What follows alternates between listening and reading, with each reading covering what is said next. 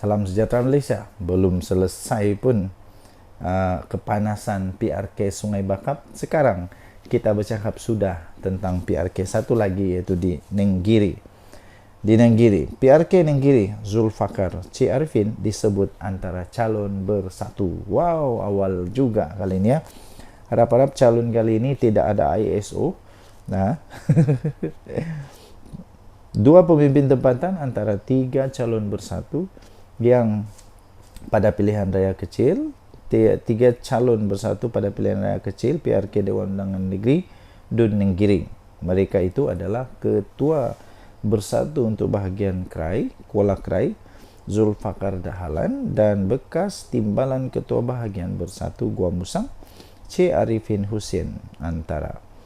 Seorang lagi nama yang turut disebut ialah ahli bersatu yang sebelum ini bekas Ketua Pemuda UMNO Gua Musang, Syekh Razali Hamad.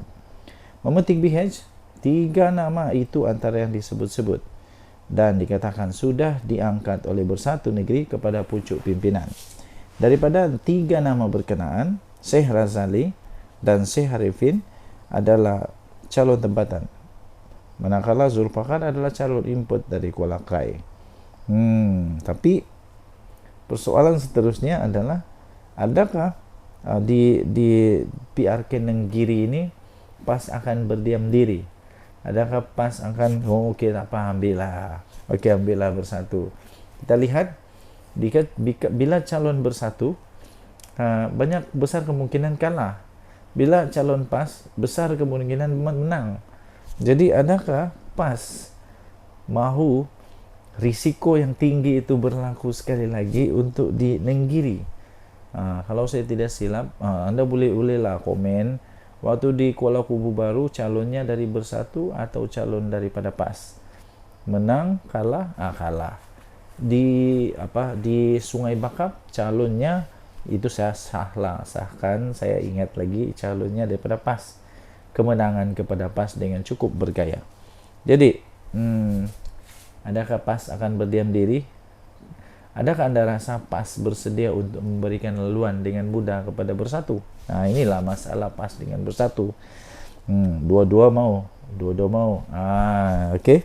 Apapun kita doakanlah, semoga yang baik-baik berlaku pada pilihan raya ini. Kalau perlu untuk dilaksanakan semula, kita doakan semoga baik-baik sahaja pilihan raya ini, supaya tidak ada provokasi keterlaluan dan sebagainya. Okey, Denyut Nadi Suara Rakyat bergema di channel ini. Jangan lupa untuk tekan butang subscribe, like dan share. Malaysia kita punya.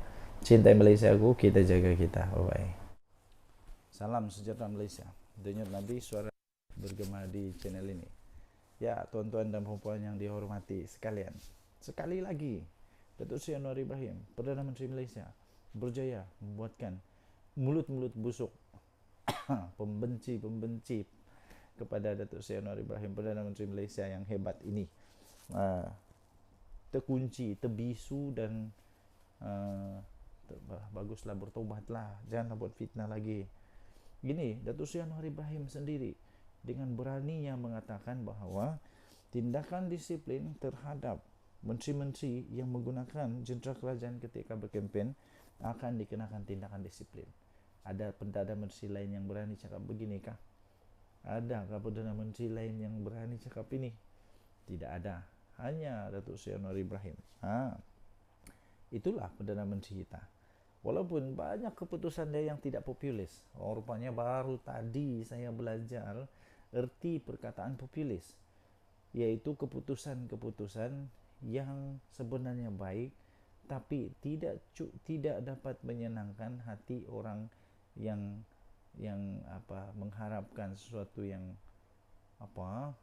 ialah tidak popular lah, tapi keputusan itu sebenarnya baik. Tindakan disiplin akan dikenakan kepada menteri yang guna jentera kerajaan. Perdana Menteri Datuk Seri Anwar Ibrahim berkata tidak akan teragak-agak untuk mengambil tindakan disiplin terhadap mana-mana menteri kabinetnya yang jika terdapat bukti telah menggunakan jentera kerajaan semasa pilihan raya diadakan. Anwar menegaskan ia adalah keputusan Jemaah Menteri supaya mana-mana menteri, penjawat awam mahupun agensi kerajaan untuk tidak menggunakan jentera kerajaan sebaik selepas hari penamaan calon. Ini kerana ada kaitan dengan prinsip yang kita bawa, iaitu membentas rasuah, kata beliau. Budaya rasuah yang kita tidak mahu diteruskan. Tapi kalau umpamanya penerusan projek sebelum hari penamaan calon, saya tidak fikir ia perlu dibangkitkan, kata beliau. Kalau ada pelanggaran, ia tentunya Jemaah Menteri harus dikenakan tindakan disiplin kerana telah melanggar keputusan Jemaah Menteri. Katanya semasa sesi waktu pertanyaan Menteri pada sidang Dewan Rakyat hari ini. Perdana Menteri menjawab satu soalan tambahan daripada Datuk Awang Hasim PN Pendang yang ingin tahu sama ada kerajaan bersedia untuk menghentikan budaya seperti pelaksanaan pengumuman projek baru di suatu kawasan yang terlibat pilihan raya. Ini sebenarnya siapa yang buat? Siapa yang dulu buat? Denyut nadi Suara Rakyat bergema di channel ini. Jangan lupa tekan butang subscribe, like dan share. Saya percaya Perdana Menteri Malaysia Dr. Sri Anwar Ibrahim adalah yang benar-benar berani, benar-benar satu-satunya Perdana Menteri yang betul-betul berani mengatakan yang benar. Walaupun apa yang dia cakap ini mungkin tidak populis, tidak menyebabkan orang suka dia, tapi dia tetap cakap. Yang dia cakap di mana? Di Dewan Rakyat. Jangan pula lidah bercabang, lain di depan, lain dibuat, lain di belakang. Jangan pula tidak konsisten. Kau boleh buat, orang lain tak boleh buat. Kalau orang lain buat haram, kau buat sedekah. Kalau orang lain buat masuk neraka, kau buat sebab itu macam-macam lah alasan. Datuk Seri Anwar Ibrahim, Perdana Menteri terbaik Malaysia. Denyut nadi Suara Rakyat bergema di channel ini. Bye-bye. Salam sejahtera Malaysia. Ingat SPRM sekarang berdiam diri? Tidak. Ingat SPRM pilih bulu? Tidak. Apapun tomahan, apapun alasan, apapun yang disebut macam-macam salah guna kuasa lah, kata inilah, menggunakan badan kerajaan lah, itu semua salah. Buktinya SPRM turut menjalankan tugas dengan penuh berintegriti, penuh amanah dan tanpa kompromi. Inilah kerajaan yang terbaik. Terbaru 6 jam di pejabat HRD Corp, SPRM angkut 3 kotak dokumen. Mesti Mahathir kalau dia baca ni berita, mesti dia dia rasa wow, dia rasa wow, 3 kotak dokumen. Mungkin dia senyum-senyum sengih-sengih lah. Selepas hampir 6 jam bertandang ke ibu pejabat HRD Corp hari ini, Pegawai Suruhanjaya Pencegahan Rasuah Malaysia SPRM dilihat meninggalkan bangunan itu dengan membawa 3 kotak bersama mereka. Kotak apa tu? Tak dokumen ke? Kotak-kotak itu dipercayai berisi dokumen yang berkaitan dengan HRD Corp yang dikaitkan dengan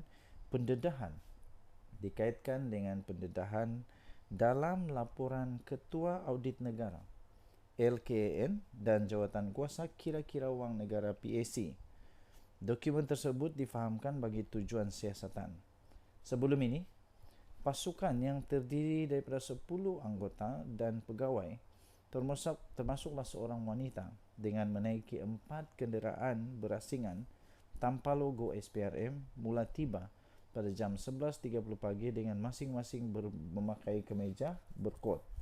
Pengarah bahagian siasatan SPRM, iaitu Datuk Seri Hishamuddin Hasim, dilaporkan berkata kehadiran penyiasat di 2 tempat terbabit bagi mendapatkan dokumen berkaitan untuk tujuan siasatan. PAC telah mendedahkan sejumlah RM3.77 bilion ringgit Malaysia hasil kutipan levy daripada majikan digunakan program latihan HRD Corp untuk melabur dalam pelbagai aktiviti pelaburan yang bukan matlamat penubuhan agensi itu. Jawatan kuasa itu turut mendedahkan berlakunya percanggahan dalam keterangan yang membabitkan 2 pegawai kanan pembangunan sumber manusia Berhad, HRD Corp, berhubung pembabitan syarikat pengurusan acara yang sebelum ini dikatakan milik Ketua Pegawai Eksekutifnya Datuk Sahul Hamid Sheikh Daud. Siapa beliau? Nanti kita tahulah juga, lama-lama kita tahu. Tapi yang pasti terbaik kepada SPRM yang menjalankan tugas. Saya percaya tidak lama lagi Malaysia akan naik dengan sangat hebat, dihormati oleh seluruh dunia, dan saya percaya kita doakanlah terus Malaysia supaya satu hari nanti betul-betul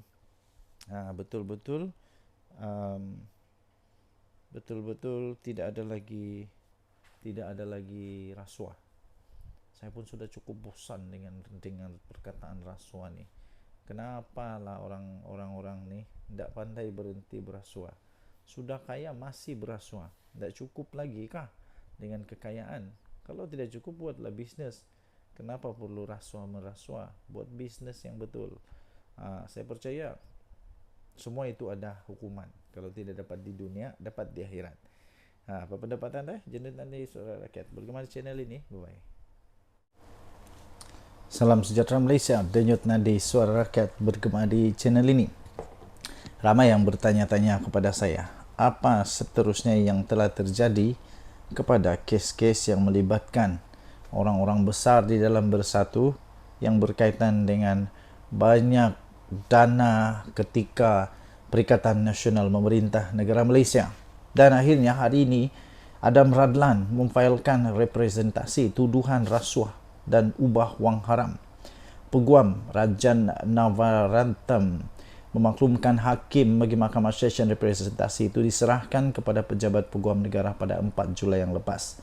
Timbalan Ketua Bahagian Bersatu, Timbalan Ketua Bahagian Bersatu untuk Segambut, iaitu Adam Radlan Adam Muhammad, telah mengemukakan satu representasi kepada Jabatan Peguam Negara berhubung dengan 12 pertuduhan rasuah dan pengubahan wang haram yang berkaitan dengan projek Jana Wibawa yang dihadapinya. Peguam iaitu Rajan Navaratnam yang mewakili Adam Radlan 43 tahun memaklumkan kepada Hakim Mahkamah Session iaitu Suzana Hussein bahawa representasi itu diserahkan kepada pejabat peguam negara pada 4 Julai yang lepas. Tuan-tuan dan puan-puan yang dihormati sekalian, memang agak mengejutkan bila Ketua Bahagian Bersatu Segambut ini nampaknya telah pun dikenakan hukuman, dikenakan pertuduhan berhubung dengan 12 pertuduhan rasuah dan pengubahan wang haram berkaitan dengan projek Jana Wibawa. Ini pada ketika siapa memerintah? Ketika Muhyiddin Yassin jadi pemerintah. Okey. Tetapi walaupun begitu, ingat di Malaysia kita ada undang-undang. Seseorang belum lagi bersalah sehingga mahkamah mengatakan, undang-undang mengatakan dia bersalah. Jadi untuk kes ini dia belum bersalah, tetapi disahkan dia ada 12 pertuduhan rasuah dan pengubahan wang haram. Hebat betul pada ketika Muhyiddin jadi Perdana Menteri. Macam kita pernah ingat dulu, ada seorang juga yang macam begini juga. Pihak pendakwaan memerlukan masa sebulan untuk meneliti dan mengkaji representasi yang dikemukakan oleh anak guam kami. Oleh itu kami mohon penangguhan perbicaraan kes yang ditetapkan pada bulan ini, kata peguam itu. Beliau berkata demikian selepas saksi pendakwaan yang pertama selesai memberikan keterangan perbicaraan untuk kes Adam Radlan yang berdepan 5 pertuduhan rasuah dan 7 pertuduhan pengubahan wang haram. 5 rasuah dan 7 pertuduhan pengubahan wang haram. Timbalan Pendakwa Raya Farah Yasmin Saleh mengesahkan telah menerima representasi yang telah dihantar pihak pembelaan pada 5 Julai dan memerlukan masa sebulan untuk meneliti serta mengkaji representasi selain tidak membantah penangguhan perbicaraan kes. Suzana menetapkan pada 6 Ogos ini untuk keputusan representasi.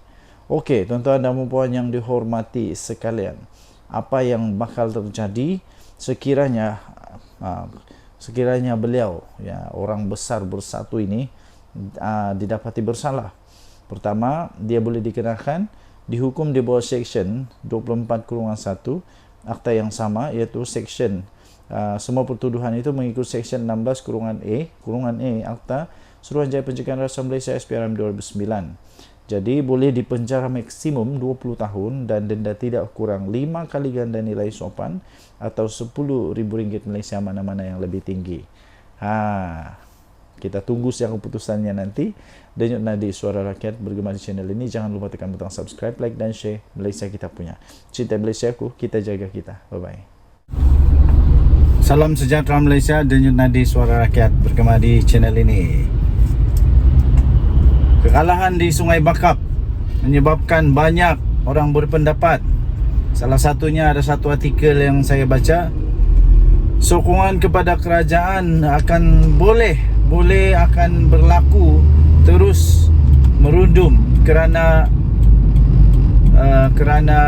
keputusan-keputusan yang diambil oleh kerajaan yang tak populis. Yang tak populis ini maksudnya ialah seperti menaikkan mewujudkan dasar minyak bersubsidi untuk diesel yang baru diumumkan. Lepas itu tentang cukai dan sebagainya. Itu yang tidak populis. Jadi pada pendapat anda, terutamanya yang penyokong-penyokong PHBN, memang benarkah keadaan ini berlaku dan patutkah, perlukah untuk Datuk Seri Anwar Ibrahim, Perdana Menteri Malaysia, untuk mengumumkan, menarik semula dasar-dasar yang tidak populis ini, keputusan-keputusan yang tidak populis, tidak popular, tidak disukai oleh rakyat ini. Sebenarnya pada pendapat saya, bukan semua rakyat terkesan. Yang terkesan itu adalah orang-orang yang kaya saja. Sebab untuk orang-orang yang tidak kaya, kita tetap akan mendapat subsidi daripada kerajaan, iaitu dengan bantuan daripada kerajaan untuk mengimbangi kenaikan harga itu. Adakah kerajaan perlu untuk membatalkan semua itu? Pada pendapat saya, tidak perlu. Tidak perlu kerana akhirnya satu hari nanti, 10-15 tahun akan datang, semua orang akan mendapati bahawa keputusan Datuk Seri Anwar Ibrahim ini adalah keputusan yang menyelamatkan negara Malaysia, yang dapat menyelamatkan negara Malaysia, dan bukan hanya untuk menjaga pungkok, menjaga buntut supaya terus dapat duduk di kerusi empuk Perdana Menteri, kerusi empuk MP dan sebagainya. Ada peribahasa bilang, biarku menjadi lilin yang dibakar memberikan cahaya. Jadi itulah keputusan-keputusan yang tidak populis ini, walaupun sekarang kelihatan seperti tidak bagus, tapi percayalah, 15 tahun dari sekarang rakyat akan mulai mengingat bahawa ini antara keputusan yang berani yang menyelamatkan negara Malaysia. Jadi antara lain juga ialah keputusan tidak populis daripada PKR, PH lah secara keseluruhan, yang mengambil keputusan bekerjasama dengan Zahid Hamidi dan terutamanya Zahid Hamidi, yang mana diketahui memang ada kes mahkamah. Jadi itu memang tidak populis juga. Adakah ini juga telah menyebabkan pengundi-pengundi Tegar, penyokong-penyokong Tegar Pakatan Harapan juga mulai meragui dan tidak lagi terlalu tegar, tidak lagi menyokong apapun keadaan kepada Pakatan Harapan ini? Adakah perlu untuk PH melepaskan diri daripada kerjasama dengan Barisan Nasional yang dianggap sudah runtuh, sudah hancur berkecai, dan tidak kuat lagi lah. Bukan macam dulu letak kayu pun boleh menang. Apa pendapat anda? Sila tinggalkan komen. Denyut Nadi Suara Rakyat bergema di channel ini. Jangan lupa tekan butang subscribe, like dan share. Malaysia kita punya. Cintai Malaysia aku, kita jaga kita. Kita jumpa lagi. Bye. Salam sejahtera Malaysia. Denyut Nadi Suara Rakyat bergema di channel ini. Selepas PRK Sungai Bakap, adakah UMNO benar-benar akan keluar daripada Pakatan Harapan Barisan Nasional Kerajaan Madani ini? Adakah memang benar berita kabar angin, cerita Mat Jenin, cerita Tok Kadok dan juga ramalan Nenek Kebayan mengatakan bahawa Barisan Nasional bersama dengan puluhan MP-nya akan keluar daripada Pakatan Harapan Barisan Nasional ini kerana hasil daripada kekecewaan kerana kalahnya Barisan Nasional, kalahnya Pakatan Harapan, kalahnya Kerajaan Madani di Sungai Bakap. Sebelum ini ada video yang saya buat. Adakah memang benar itu akan jadi kenyataan pada ketika ini? Adakah memang benar bahawa semua MP dalam UMNO akan keluar daripada Kerajaan Madani kerana kekecewaan ini?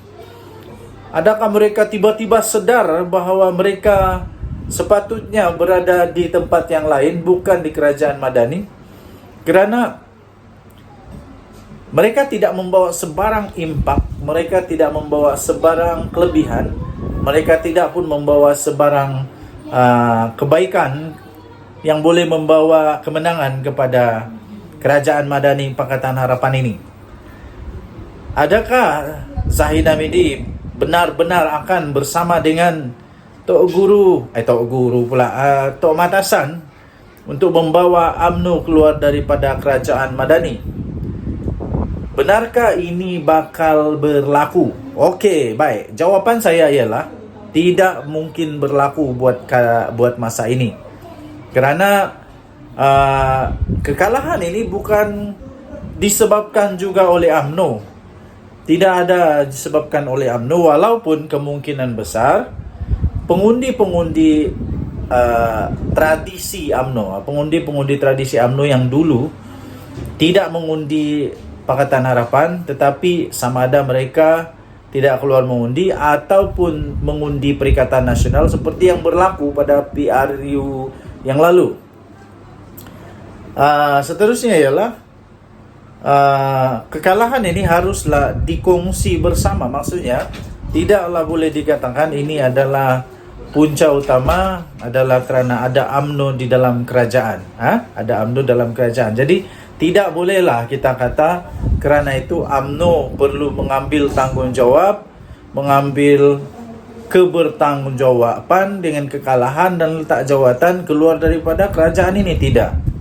Tetapi kalau memang betul UMNO mau keluar pun tiada masalah juga.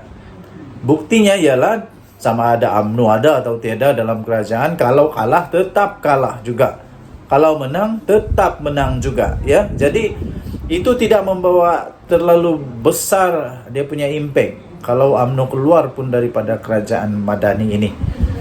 Okey, apapun kita harap janganlah keluar daripada kerajaan ini. UMNO janganlah keluar daripada kerajaan supaya kestabilan politik di Malaysia dapat dikekalkan sekurang-kurangnya. Selesailah panggal ini. Biarlah kalau mau tumbang pun biar tumbang pada pilihan raya, bukan tumbang pada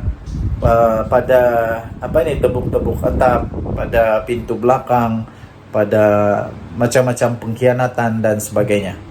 Itu tidak seronoklah. Okey, bertahanlah. Ada 3 tahun lagi, paling lama pun 3 tahun lagi untuk kita tukar balik kerajaan ini kalau perlu. Denyut Nadi Suara Rakyat bergema di channel ini. Jangan lupa tekan butang subscribe, like dan share. Bye-bye. Salam sejahtera Malaysia. Denyut Nadi Suara Rakyat bergema di channel ini.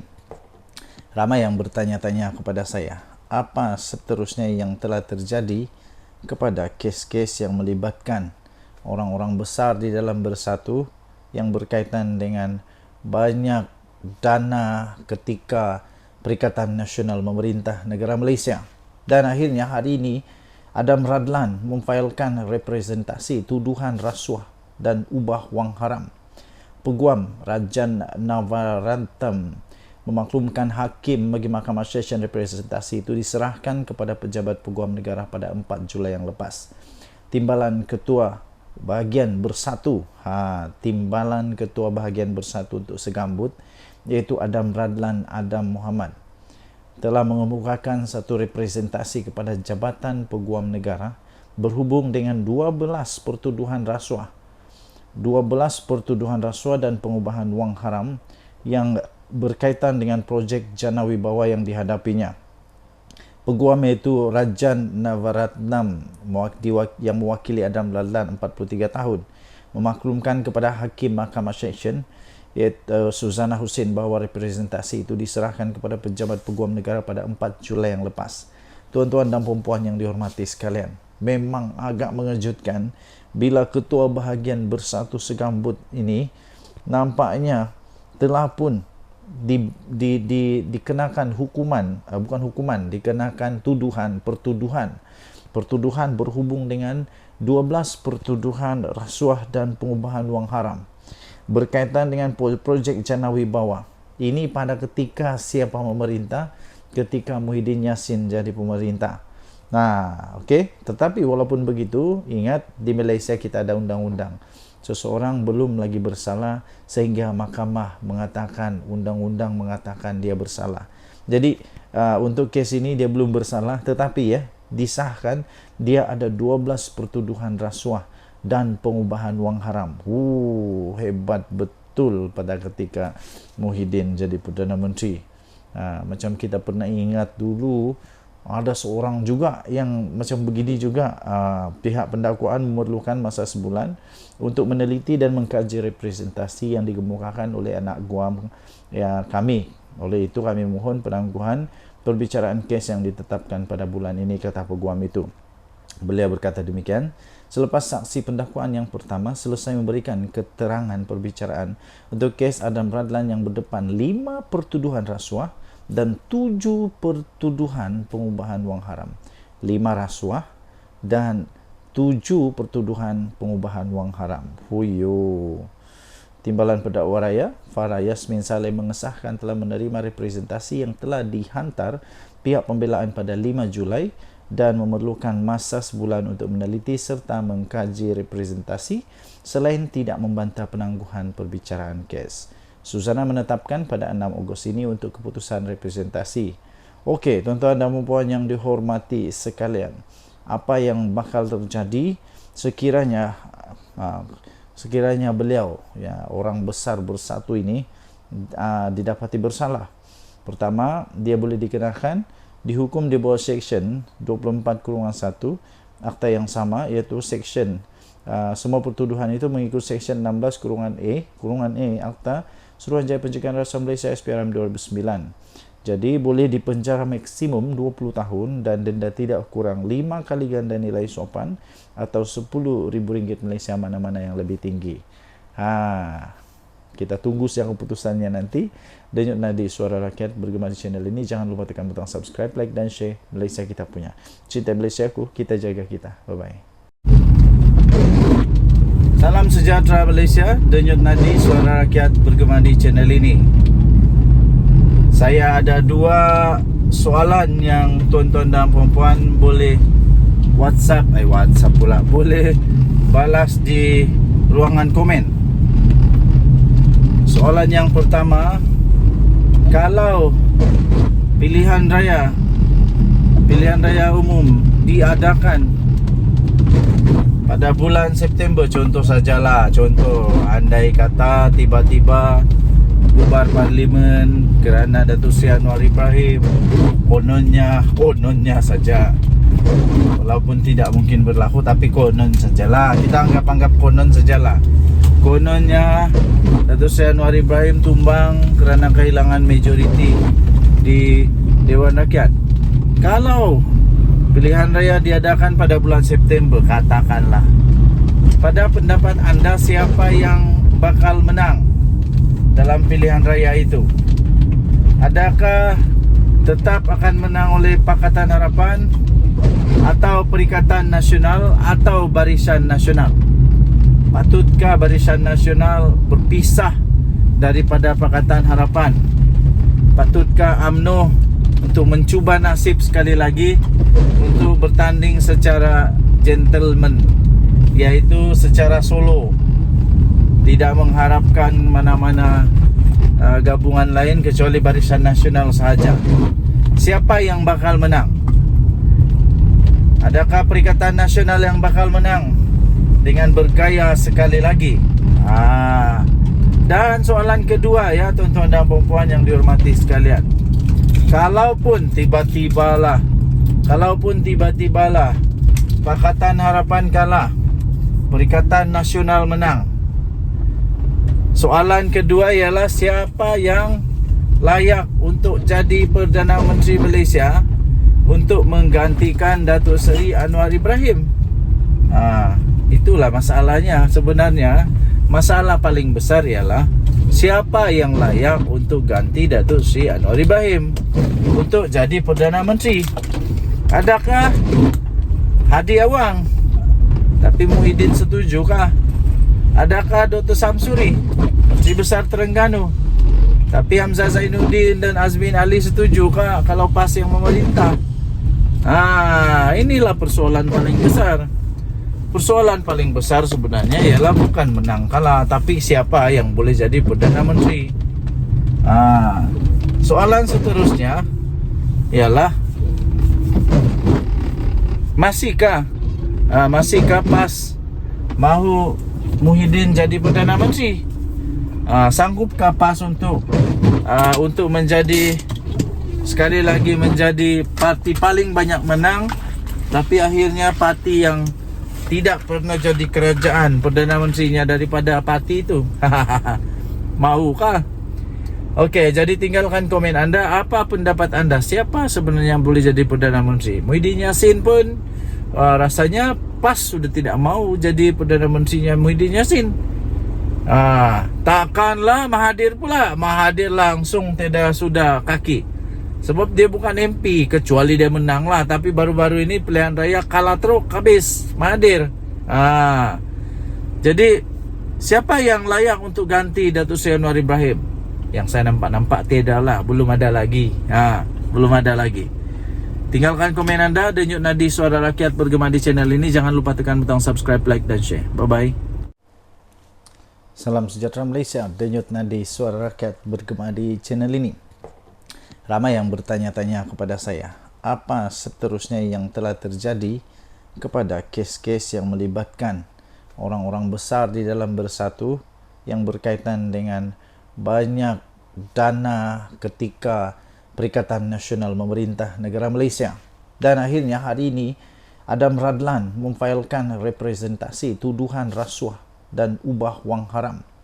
Peguam Rajan Navaratnam memaklumkan hakim bagi Mahkamah Session representasi itu diserahkan kepada pejabat peguam negara pada 4 Julai yang lepas.